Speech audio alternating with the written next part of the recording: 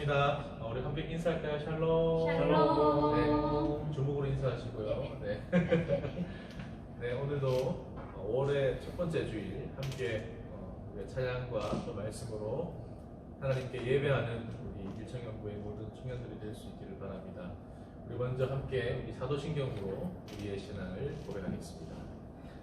나는 전능하신 아버지 하나님 천지의 창조주를 믿습니다. 나는 그의 위대하신 아들 우리 주 예수 그리스도를 믿습니다. 그는 성령으로 잉태되어 공정녀 마리아에게서 나시고 본디오 빌라도에게 고난을 받아 십자가에 못 박혀 죽으시고 장사된 지 사흘 만에 죽은 자 가운데서 다시 살아나셨으며 하늘에 오르시어 전능하신 아버지 하나님 우편에 앉아 계시다가 거기로부터 살아있는 자와 죽은 자를 심판하러 오십니다. 나는 성령을 믿으며 거룩한 공교회와 성도의 교제와 죄를 용서받는 것과 몸의 부활과 영생을 믿습니다. 아멘. 네, 이 시간 함께 찬양하실 때 우리의 마음을 가득 채우시는 주님의 은혜와 사랑을 우리 기쁨으로 찬양하기 소망합니다.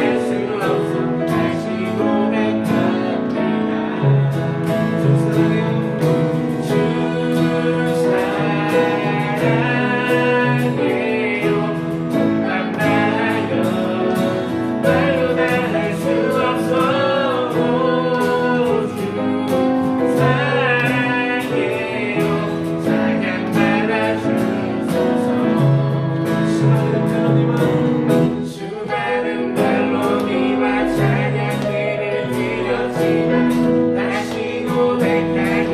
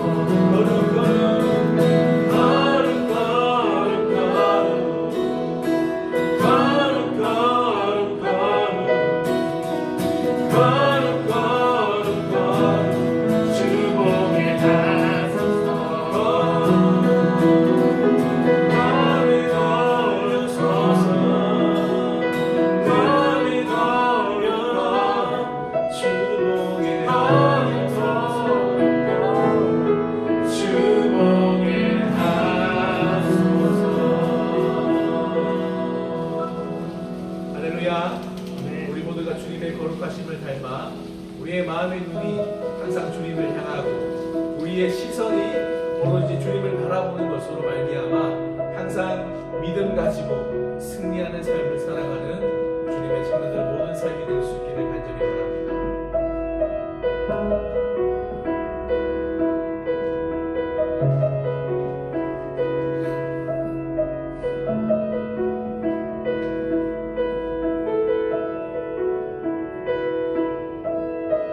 내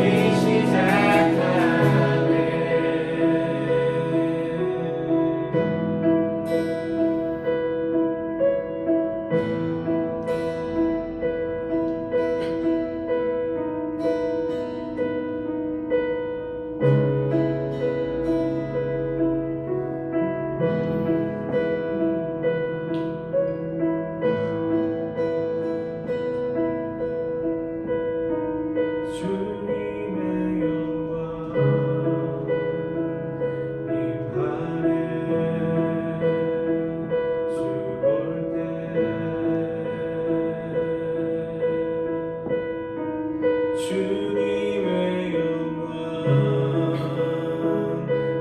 임하네 주 볼 때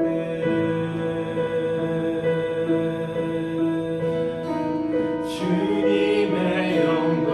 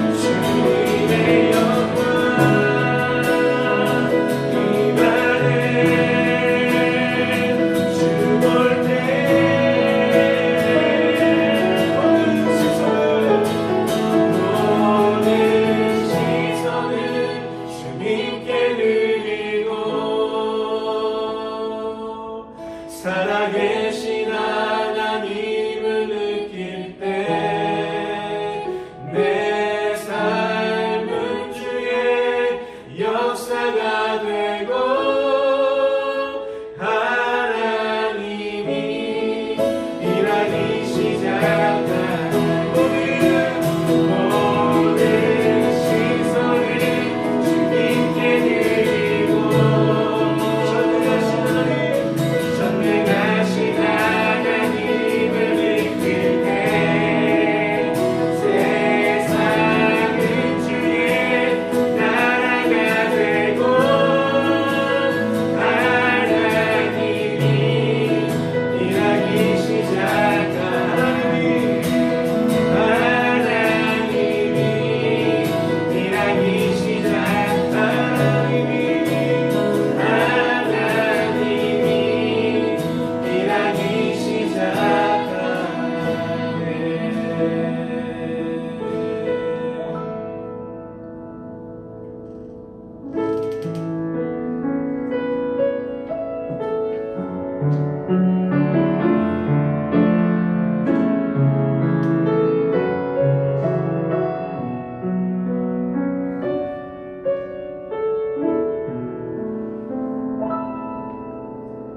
긴 어둠 속에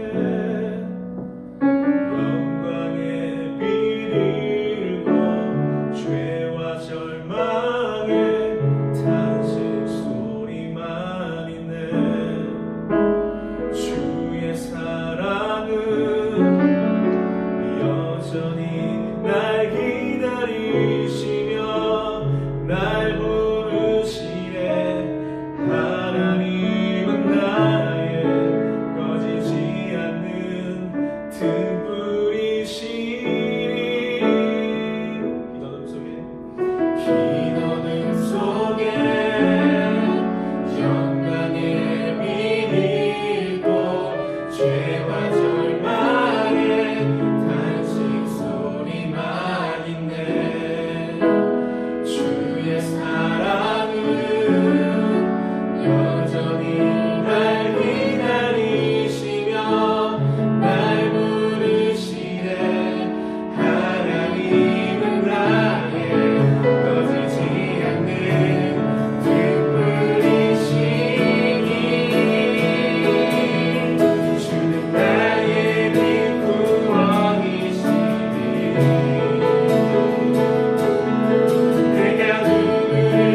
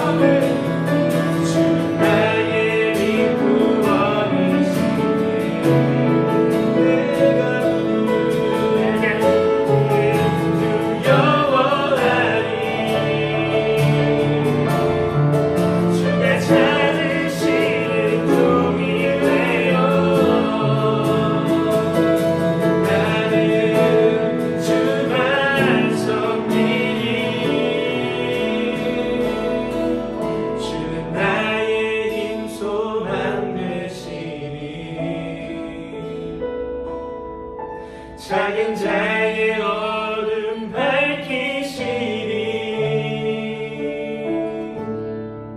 소망 잃어버린 이 땅 위에 주의 영광 비추리 주와 함께.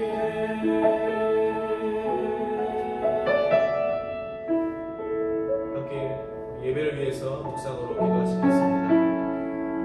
우리를 향하신 하나님의 놀라우신 은혜와 그 사랑이 오늘 이 예배를 통하여서 우리 가운데에 충만하게 임하여지고 우리의 삶을 믿음으로 결단하며 하나님 앞을 사랑하는 귀한 청년들의 삶 될 수 있도록 함께 예배를 위해서 우리의 삶을 붙드실 그 주님의 영광을 위해서 함께 기도하며 나가시겠습니다.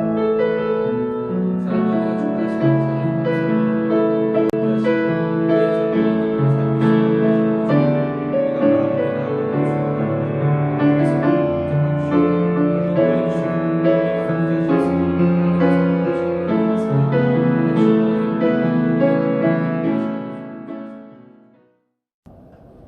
우리의 빛 구원 되시며 삶 가운데 소망이자 등불이신 주님, 오늘도 주님의 이름을 높이며 영광을 돌립니다. 지난 한 주간도 우리를 건강하게 지켜주시고 오늘도 온라인 예배를 통해 주님께 찬양과 기도를 드릴 수 있게 하심에 감사드립니다. 주님, 지난 한 주간을 돌아보며 주님이 중심이 아닌 우리가 중심이었던 순간이 있었음을 고백합니다. 우리의 죄를 용서하여 주시고 오직 하나님이 중심이 되는 삶을 살 수 있도록 도와주세요. 현재 코로나로 인해 많은 사람들이 고통 가운데 있습니다. 치유의 하나님께서 도와주셔서 다시 평범한 일상으로 돌아갈 수 있기를 소망합니다. 도림교회를 위해 기도합니다. 우리 도림교회가 예수님의 십자가 사랑을 본받아 사랑이 넘치는 교회가 되게 하시고 이 땅의 복음을 전파하는 데 앞서는 교회가 되게 해주세요. 도림교회를 주님의 사랑으로 이끄시는 정명철 담임 목사님을 위해 기도합니다.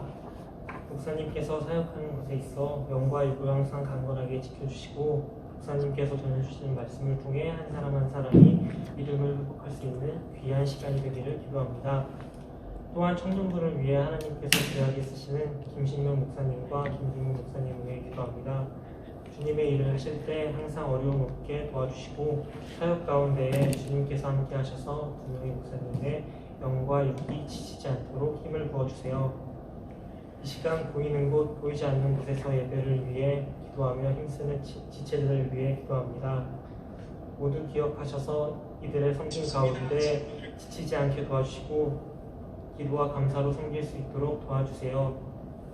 다음 주 두 달의 시간을 끝으로 성전 예배가 시작됩니다. 예배에 참석하는 성도들이 안전수칙을 잘 지킬 수 있게 하시고 주님의 보호하심 아래 안전하게 모든 예배가 마칠 수 있도록 도와주세요. 오늘 예배도 하나님의 사랑 안에 축복받는 예배가 되게 하시고 우리의 삶을 주관하시며 모든 영광 받으실 예수님의 이름으로 기도드립니다. 아멘.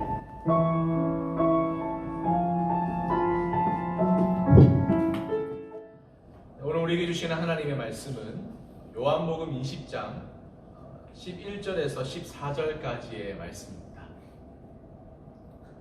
신약성경 요한복음 20장 11절에서 14절까지의 말씀을 제가 봉독해 드리겠습니다. 마리아는 무덤 밖에 서서 울고 있더니 울면서 구부려 무덤 안을 들여다보니 흰옷 입은 두 천사가 예수의 시체 누웠던 곳에 하나는 머리편에 하나는 발편에 앉았더라. 천사들이 이르되 여자여 어찌하여 우느냐 이르되 사람들이 내 주님을 옮겨 다가 어디 두었는지 내가 알지 못함이니이다. 이 말을 하고 뒤로 돌이켜 예수께서 서 계신 것을 보았으나 예수이신 줄은 알지 못하더라. 아멘. 여러분, 우리가 부활에 대해서 말할 때에 궁극적인 그리스도인의 부활은 우리가 종국적으로 맞이하게 될 부활을 말합니다.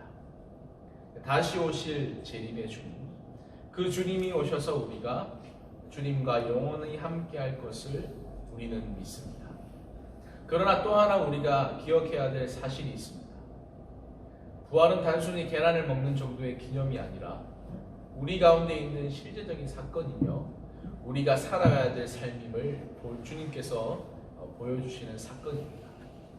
그래서 유진 피터슨 목사님은 교회와 그리스도인에 대한 이야기를 에베소서 강해 설교집에서 이렇게 얘기했습니다. 책 제목 자체로 놀라운 메시지를 전했습니다. 부활을 살라.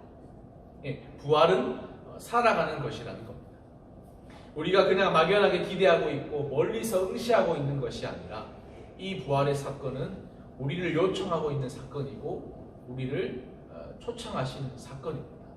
그러나 대부분 우리가 이 부활에 대해서 그렇게 생각하지 못하는 것을 많이 발견하게 됩니다. 오늘 말씀을 보면 막달라 마리아가 예수님을 그리워했던 것 같습니다. 그 그리움이 성경 곳곳에 드러나고 있는데요. 특별히 오늘 본문 13절에 보면 천사들이 이르되 여자여 어찌하여 우느냐 이르되 사람들이 내 주님을 옮겨다가 어디에 두었는지 내가 알지 못함이니이다. 굉장히 섬세한 고백을 하고 있습니다. 내 주님, 지금 예수님 앞에서 그 주님을 생각하면서 주님께서 죽으시는 마지막 임종의 자리를 지켰던 사람은 바로 가장 연약한 여인들이었습니다. 예수님이 마지막에 운명하시는 모습을 보았습니다. 아마 그 눈빛을 잊지 못했을 것입니다. 자기를 사랑하시고 끝까지 응시해 주셨던 그 주님의 눈빛을 잊지 못했을 것입니다. 그래서 어떻게 했을까요? 그 마음을 주체하지 못해서 예수님의 무덤으로 달려갔습니다. 그런데 그 무덤이 어떻게 되어 있었죠? 오늘 본문에 그 무덤이 비어 있었습니다. 네, 비어 있었던 것입니다. 고마워요, 회장님. 네. 비어 있는 그 무덤을 보면서 너무너무 놀라는 거예요. 예수님이 사라졌다는 사실. 막 누가 훔쳐갔나 보다. 누가 뭐 데리고 갔나 보다라고 하는 그 생각 속에 힘들어하다가 결국 이 여인은 울면서 슬퍼하는 거죠. 근데 사실은 오늘 이 천사가 나타난 이 모습은 사실은 예수님의 모습이었습니다. 14절에서 이렇게 말하고 있습니다. 이 말을 하고 뒤로 돌이켜 예수께서 서 계신 것을 보았으나 예수이신 줄은 알지 못하더라. 뭐라고요? 알지 못하였다. 여러분, 가장 큰 문제는 어떤 것일까요? 보았지만 알지 못했다는 것이죠. 여러분, 현대 그리스도인들에게 가장 큰 문제가 어떤 것일까요? 우리의 삶이 주님을 보았지만, 주님의 역사하심을 우리가 느꼈지만, 수많은 메시지를 들었지만 깨닫지 못하고 알지 못한다는 것이 우리의 가장 큰 문제입니다. 머리가 나빠서가 아닙니다. 성경 공부 안 해서도 아닙니다. 영성이 깊지 않아서도 아닙니다. 문제는 우리의 이성에, 우리의 한계 속에 그저 머물러 있을 때 주님은 절대로 보이지 않습니다. 끊임없이 사람들은 주님을 보여달라고 이야기합니다. 수많은 사람들이 주님을 보았습니다. 수많은 사람들이 예수님의 메시지를 들었습니다. 예수님이 기적과 이사를 보았습니다. 그러나 알지 못했고 깨닫지 못하고 주님을 십자가에 못 박았던 것입니다. 우리의 생각 속에 깊이 빠져들면 아무것도 보이지 않는다는 것이죠. 내 생각만 보는 겁니다. 내 마음만 보이는 겁니다. 여러분, 그러다가 주님을 잃게 되고 우리가 어떻게 살아가야 될지 모를 때가 진짜 많이 생기는 것입니다. 여러분, 믿음의 길이라고 하는 것이 여러분 보이는 게 아니거든요. 이 길은 가다가 우회전하는 믿음의 길, 좌회전해라, 유턴해라 하십시오. 하나님께서 그렇게 우리를 인도하시지 않습니다. 살다가 보면 우리가 어떤 것을 경험하게 될까요? 하나님이 인도하시는 것을 그런 것들이 느껴질 때가 있습니다. 하나님이 함께 하신다는 것이 명백하게 깨달아질 때가 있습니다. 그런데 여러분, 오해하시면 안 됩니다. 그래서 모든 게 만사형통할 거라고 생각하면 정말 큰 오산입니다. 하나님의 인도하심이 우리를 어디로 갖다 놓을까요? 하나님의 인도하심이 우리를 어디로 갖다 놓냐면 다니엘의 세 친구를 풀무불 앞에 갖다 놓았습니다. 다니엘을, 그 나이든 노종을 사자굴 앞에 갖다 놓았습니다. 여러분, 인생을 살면서 우리가 그런 걸 많이 느끼지 않습니까? 하나님 왜요? 하나님, 내가 왜 여기 있어야 하는 거죠? 하나님, 나를 왜 이곳으로 이끄셨습니까? 하나님, 여기가 내가 가야 될 자리인가요? 저는 성경 인물 중에 이 모세를 보면서 진짜 그런 마음이 많이 들었습니다. 왜냐하면 하나님 정말 너무하신다. 네? 모세가 하나님의 부르심을 몇 살 때 받았죠? 80세에 받았습니다. 80세에 불렀으면 좀 경로고대를 해주셔도 좀 시원찮을 판국에 그렇게 안 간다고 그렇게 모세가 말했지 않습니까? 그죠? 관절도 안 좋고 여러 가지가 막 안 좋고 못 가겠다고, 나는 혀가 뻣뻣해가지고 말도 제대로 할 줄 모른다, 그러면서 막 그러고 있는데 하나님께서 설득시키시고 불쇼도 행하시고 막 그렇게 해가지고 이끌어 가셨으면 역사에 주셔야 되는데, 여러분 출애굽 10가지 재앙 다들 아시지 않습니까?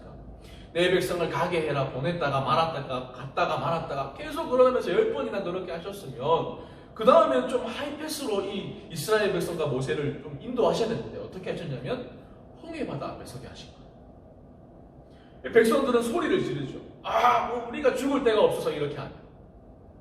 제가 지난 시간에 말씀해 드렸지 않습니까? 죽을 데가 없어서 그러냐.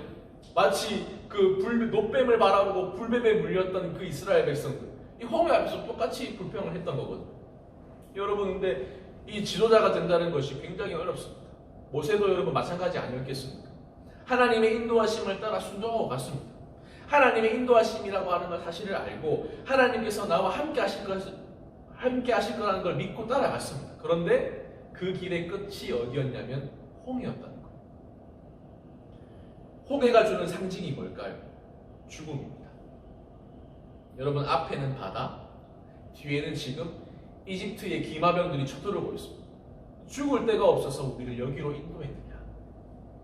하나님의 인도하심 앞에 딱 우리가 섰을 때 우리가 들어야 되는 소식은 찬송이나 아니면 환호나 격려나 지지가 아니라 가장 어렵고 힘든 순간들이었습니다. 여러분, 그 자리로 가는, 그 자리를 가야 주님께서 역사하시는 것입니다. 그리고 주님의 역사가 시작되는 것입니다. 그래서 우리가 살아가는 구원의 삶, 부활을 살아가는 사람들에게 제일 중요한 게 있습니다. 믿음으로 내가 가는 이 길을 해석할 수 있어야 갈 수 있습니다. 왜 우리가 매주마다 하나님 말씀을 들어야 합니까?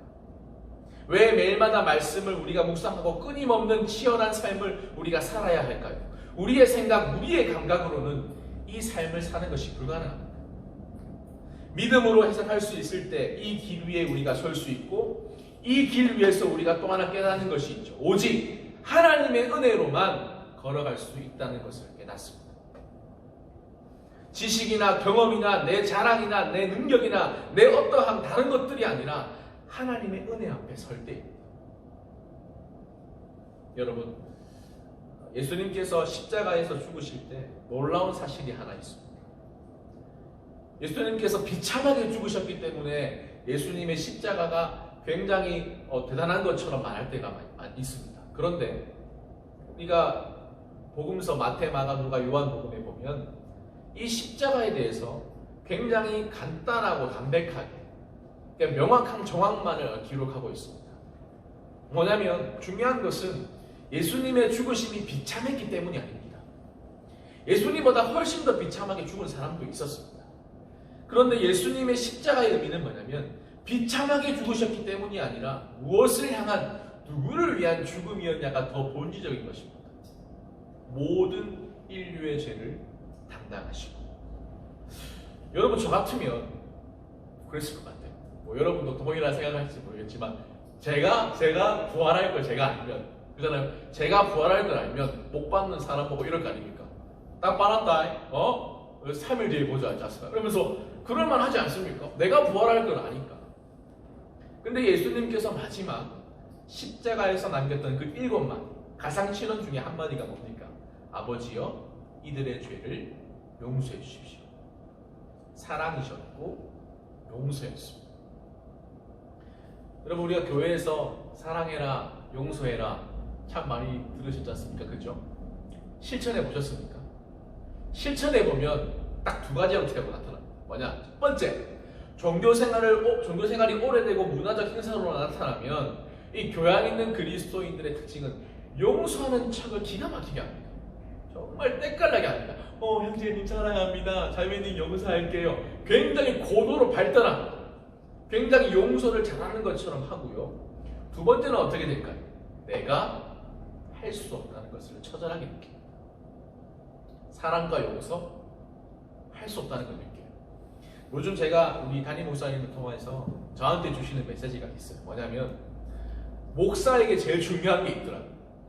설교 잘하는 거, 뭐 찬양 잘하는 거, 설교보다 더 중요한 게 있더라. 그게 뭔지 아십니까?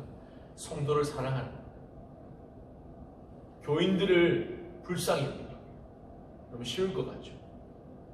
정말 그게 굉장한 겁니다.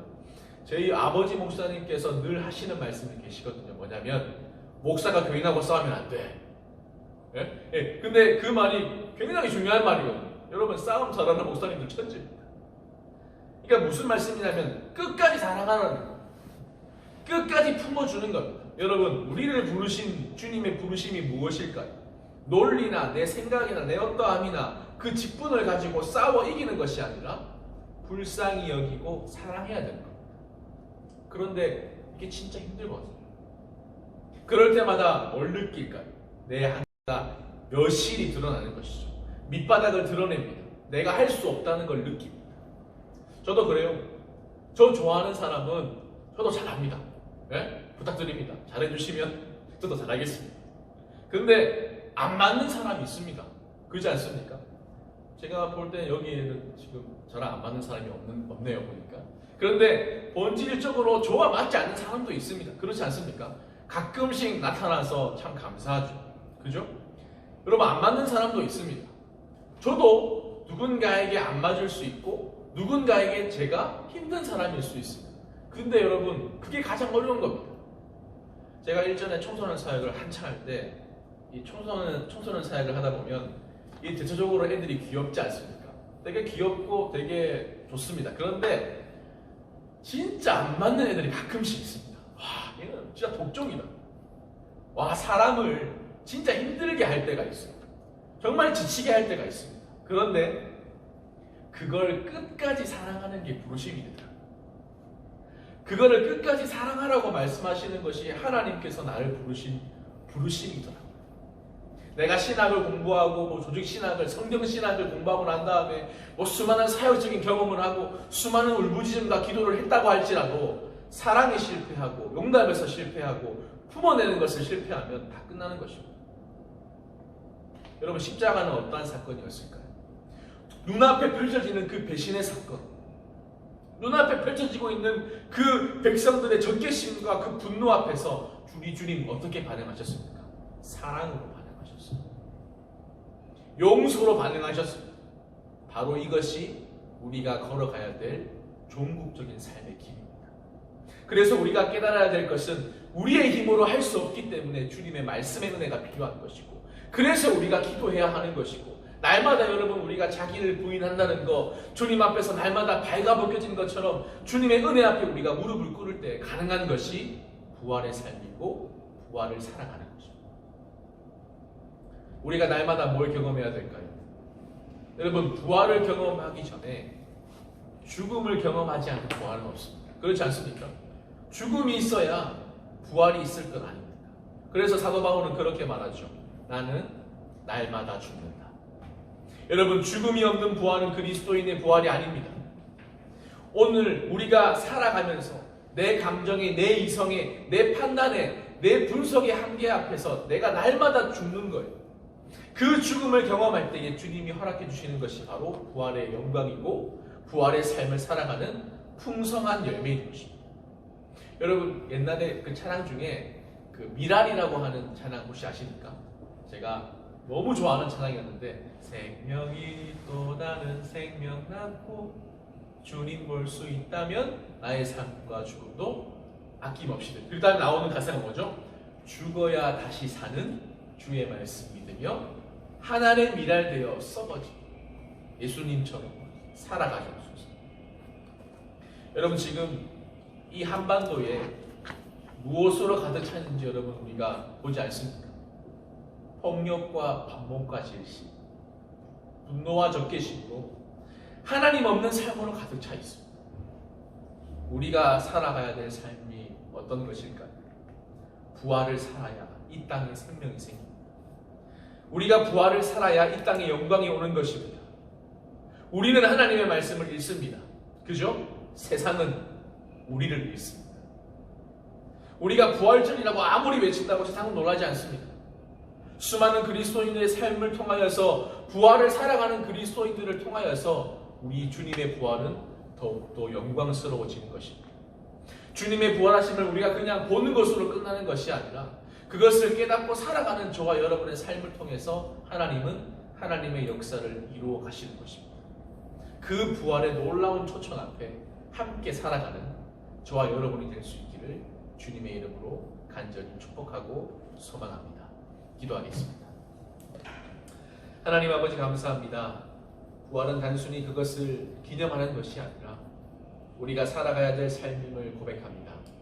주님, 우리 힘으로는 할 수 없습니다. 은혜를 허락하여 주옵소서.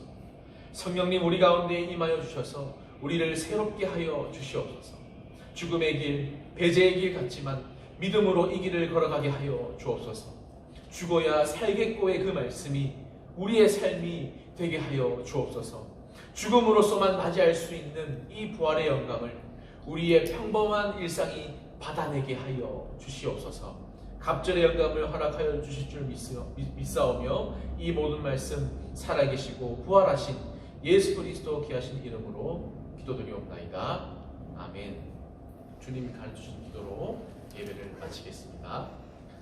하늘에 계신 우리 아버지, 아버지의 이름을 거룩하게 하시며 아버지의 나라가 오게 하시며 아버지의 뜻이 하늘에서와 같이 땅에서도 이루어지게 하소서. 오늘 우리에게 일용할 양식을 주시고 우리가 우리에게 잘못한 사람을 용서하여 준 것 같이 우리의 죄를 용서하여 주시고 우리를 시험에 빠지지 않게 하시고 악에서 구하소서. 나라와 권능과 영광이 영원히 아버지의 것입니다. 아멘.